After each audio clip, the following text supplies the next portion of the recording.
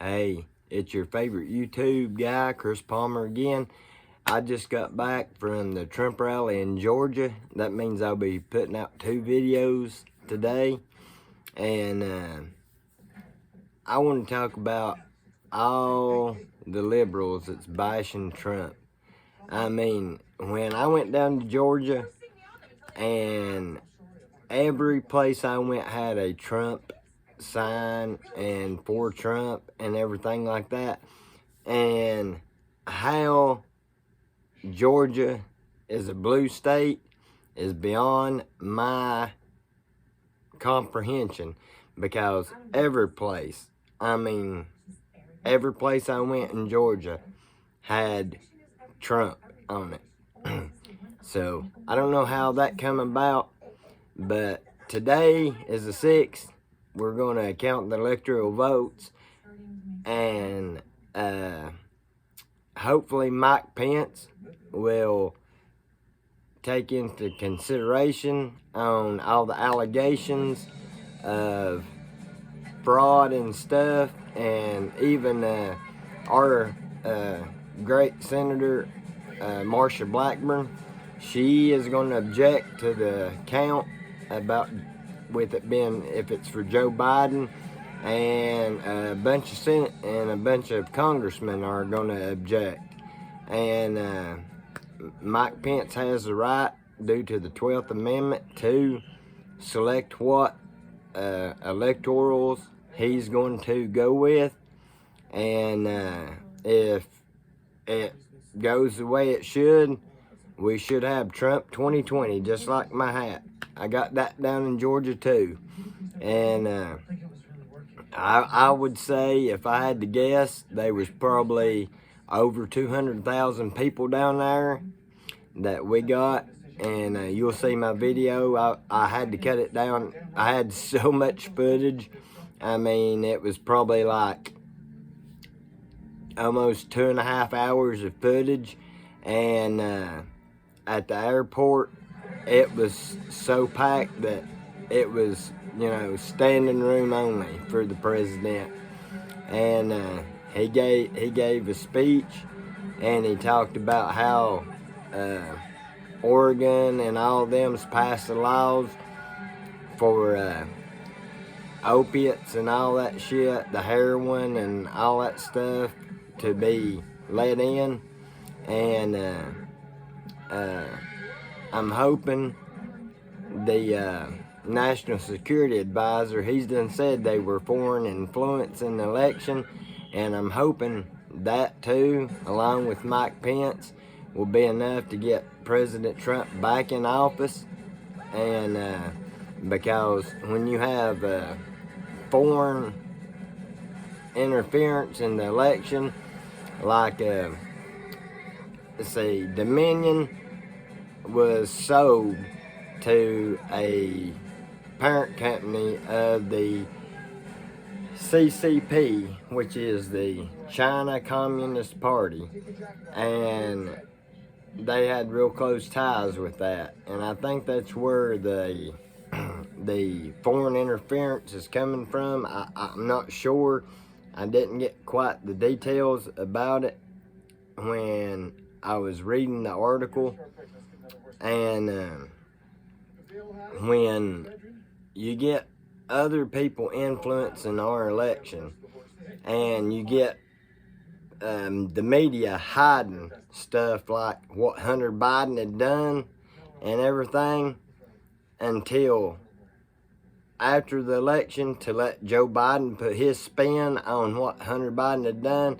I mean, for Christ's sakes, he was laying there asleep with a damn meth pipe in his mouth. I mean, you get all these people talking about Trump, but all he's done is put America first and helped everybody. He's helped the LGBTQ community. He's helped the blacks. He's helped the Mexicans. He's helped all of us. I mean, he's went above and beyond, and they still hate him. I got on a Twitter war with somebody, with a bunch of them last night, and they were completely retarded. I mean, they were so liberal, leftist, that they wouldn't hear nothing you had to say or anything. I mean, and it's sad, and that's part of the problem, is there's no communication between the left and the right, because you try to have a rational conversation with somebody from the left, and it's like you just pissed in their damn Cheerios, and they get all upset about it and tore up about it. But I keep trying and I keep trying, and they go on with crazy stuff. And my videos, I did edit the Trump video because it was so damn long. But the videos I do and I put on YouTube, I don't edit at all. Especially if I'm talking to a Democrat or a liberal or any person like that, I don't edit it. That way, everybody hears exactly what is said, and they can't go back and say, well, no, you made me look like a fool, or no, you put this in there to make me look bad, and this, that, and other. And that's not what I'm trying to do. I'm trying to get them to see that if Biden gets into office, even if he does good things, say his first little while, say he sticks with the hard line toward China, and they're going to get him declared incompetent due to medical reasons, and then Kamala Harris is going to come in, and she's going to implement the socialist and communist stuff. I mean, these people didn't grow up with communist Russia and the Cold War and all that stuff. They forget, and they don't teach that in school. They don't teach that, America defeated communism all but China. China was the only one that was communist. And now we got, besides North Korea. North Korea was communist, China was communist, and now we got Venezuelan being communist. And it's not working out well down there. I mean, people are killing people for food down there. I mean, it's crazy, the world that's going on right now. But I thought last year's election was the most important election that we would have. But this year's election is the most important that we've ever had. Because, I mean, when you're trying to take guns away from people and stuff like that, and trying to add taxes to them, I've read the Second Amendment a bunch, and nowhere in it does it say, we'll tax you for extra magazines, for high capacity magazines. We're going to tax you for anything that's 10 rounds. I mean, and our forefathers knew that guns would be better in the future than what they had. I mean, for God's sake, George Washington figured out how to take a bunch of ball bearings and put them in a bag, and they called it the grape shot, and he would pack it into cannons. That way it would be like a claymore mine. When it shot out, it would just scatter out and shoot as much people as he can. And the the Gatling gun and stuff like that during the Civil War. I mean, every president knew that it was going to go this way. All our founding fathers knew. They were innovators. They knew that it was going to be innovation coming along. Just like George Washington, the father of our country, he made moonshine, and he had it set up so that it was a production line of moonshine and whiskey and stuff. I mean, they were innovators. And when people go on about the Second Amendment right, and no, they didn't mean that. They meant for you to have a one-shot musket. No, they didn't. They meant for you to be able to have the same kind of firepower that the government has, so that you can fight a tyrannical government. That is what they meant by that. I mean, the hunting and stuff like that, that's all part of having the guns. But the main part of it is to defend yourself against a tyrannical government. Just like we did in 1776 against the English. I mean, they tried to take our guns, and we took them out. And we fought them and, stopped it. And so, when it comes to Joe Biden and Kamala Harris, as soon as they take office, if they take office, because I don't think they're going to make it. I think Trump's going to pull us out on 2020. And they're going to implement these things, and they're going to slowly take away your freedoms, and they're going to do it slowly so that you don't really notice that it's being took away from you until it's done too late. It's like some friends I talked to on the internet from Australia, when they had that gun buyback and everything, they tell me all the time that they wish they had never agreed to that, because now they can't get their guns back. It's done law, passed, and everything. We need to go by the Constitution and quit trying to destroy the Constitution. And that's what Joe Biden and Kamala Harris is going to try to do. It's just like when he had Beto stand up and said, hell yes, we're going to take your AR-15s. I mean, a gun, look at it. I'll break it down simple for you. A gun is an inanimate object. When you take it away from the people that are law-abiding citizens, then that gives the criminals a green light to use the guns against the law-abiding citizens and take whatever they want. Because the criminals are not afraid to have an illegal gun. They don't care. I've seen some people, they live in jail. They enjoy being in jail because they get their meals, they got a bed. And then they get out and they go do the same shit over and over again and get put back in jail. And when law-abiding citizens have their guns, it's less likely for them to get robbed. And it's like that church shooting. Those two guys, if they hadn't had their weapons on them, they would have been a lot more people dead in Texas. They pulled out their guns, shot the shooter, and killed him right then and there. And they protected the whole congregation by carrying their guns to church.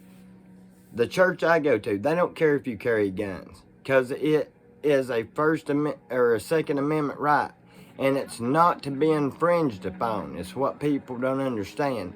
That means no reason. That means the government has no reason to do anything to the Second Amendment. That's why they put that in there. The forefathers knew that as civilization grew and people sympathized more for this and sympathized more for that and got more politically correct, that they would be like, oh, we're a society that we don't need guns. Well, half of the gun deaths and stuff, they've counted the military in there and everything else, and that shouldn't even be there. But back to, I got off on a rabbit trail on that Second Amendment thing, because it really pisses me off about it, because everybody I know uses guns, loves guns. Hell, I even got my gunsmithing license and everything to fix guns and stuff. And when you're trying to take them away from the the law-abiding citizens that are trying to protect their community, to protect their property, protect their home. I mean, you've got meth heads out here trying to steal and rob and everything else because of the drug problem. And it's not just in the United States, it's all over the world. I had a nice conversation with a woman on Twitter, and she travels all over Europe, and she said guns are almost a bit invisible over there. I said, yes, they are almost invisible, but they are there. And I said, travel to Africa. Travel down into Africa. Go to the Middle East. You'll see gun violence all over the place on their own citizens. And that's the bad thing about it. I mean, you'll see, if you go to Africa, you'll see 12-year-old boys as guerrilla soldiers. I mean, you don't know how hard it is being in the military and having to shoot a 12-year-old kid because he's trying to kill you with the AK-47. People don't talk about that, which they need to talk about it more and let people know. I mean, it's like it said, you know, the world is draped in camouflage. You have to look harder at it to see what's going on. But back to the rally in Georgia. It was great.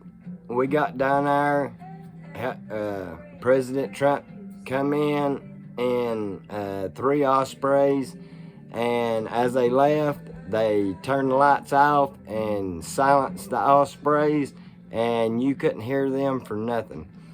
And those Ospreys are pretty cool, I had to admit. I mean, when they cut them rotors down and started going forward, it made no sound at all, and you couldn't even tell they were going. But the airport we were at was too small to land Air Force One because it was just a little rinky-dink airport. I mean, I think the biggest thing is a twin-engine Cessna that goes on through our, maybe a private jet, you know, maybe, but at the most, a private jet. But I seen a buttload of Cessnas and stuff like that piled up. And I give kudos to the Secret Service. They were all cool. They let you get close, and I got great pictures of the president. And I'll put that video out here after I get done with this, and I'll load this video down, and then I'll load the other one. But I had a great time. I was hoping I'd get to go up to Washington today on the 6th, but it just didn't work out that way. My wife couldn't get time off from work. I couldn't get my friends, I was going to try to take my ex-state representative Jimmy Matlock with us and stuff like that, and I was going to try to get more people to go. That way we could all go up there as a group and support Trump and support Mike Pence on pulling the electoral votes and stuff.